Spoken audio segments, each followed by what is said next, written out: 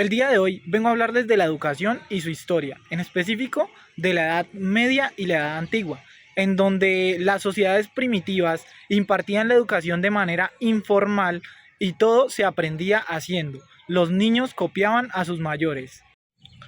En la antigüedad, los griegos como Sócrates, Platón y Aristóteles empezaron a pensar en cómo debía enseñarse, mientras que en Roma la educación era más práctica para formar ciudadanos útiles.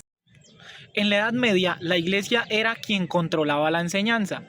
Con la escolástica se estudiaban textos antiguos religiosos usando la lógica, aunque sin cuestionar la autoridad. Bueno, les hablaré un poco sobre el Renacimiento y la Ilustración.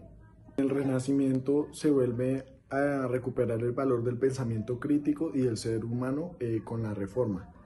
Lutero impulsa la lectura de la Biblia para fomentar la alfabetización.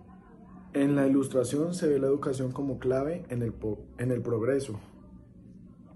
Un claro referente es Rousseau, que propone una educación natural y libre, y Comanio organiza la enseñanza para todos. Hablarles sobre el método tradicional.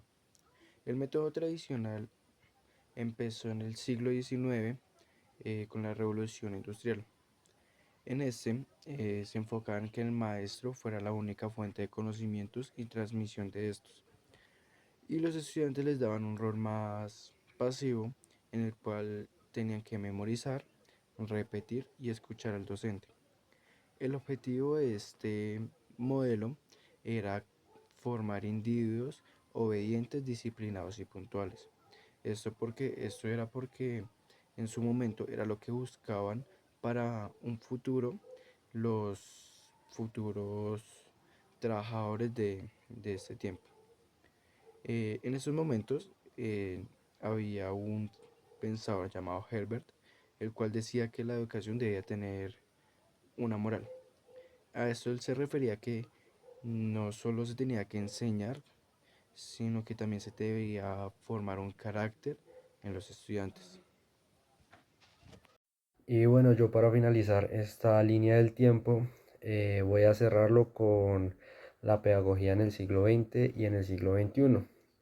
Esta pedagogía es la moderna y la contemporánea. En esta pedagogía contemporánea moderna aparece la escuela nueva, en la cual el estudiante es más activo, más participativo. El rol del estudiante cambia mucho respecto a como lo veíamos anteriormente con el modelo tradicional.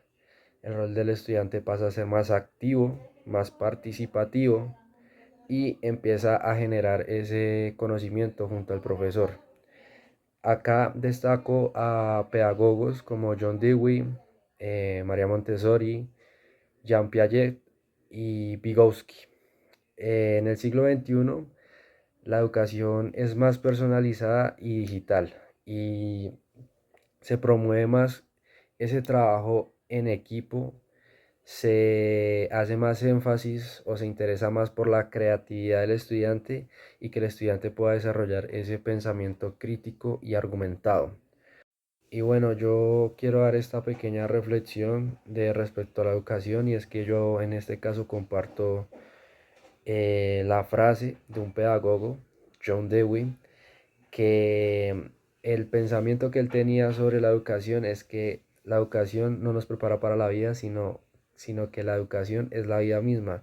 Y es básicamente eso: nosotros estamos expuestos a una educación no simplemente en el aspecto formal, sino también en el informal. Hago alusión a que no tiene que ser para adquirir educación no tiene que ser en un colegio, en una institución, en una universidad, sino que básicamente en nuestra vida, en el día a día, mediante experiencias, estamos expuestos a desarrollar conocimientos, valores y habilidades que nos enseña a entender el mundo y cómo convivir con los demás. Para finalizar, daré mi reflexión con respecto a la educación, en donde en este proceso, que literalmente la educación es un proceso, he aprendido que es en base al desarrollo integral de la persona.